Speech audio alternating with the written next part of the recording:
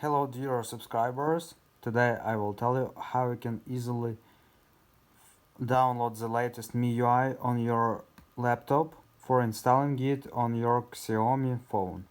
So for doing this you just need to go here to this website. Here you can see it, MIUI.com. So just write it in Google and just find your download. So just tap on downloads and just wait until it will load downloads. So here you need to choose your device.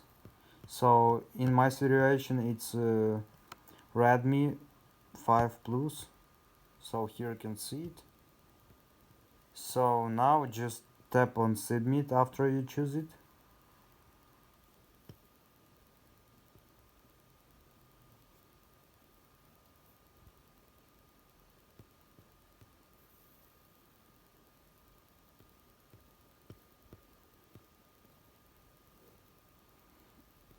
So here you can find the latest, here you can find the version, and also you just need to choose here global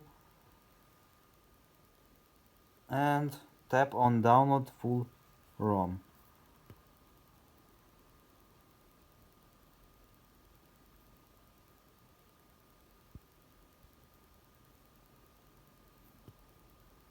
So just tap on download full ROM.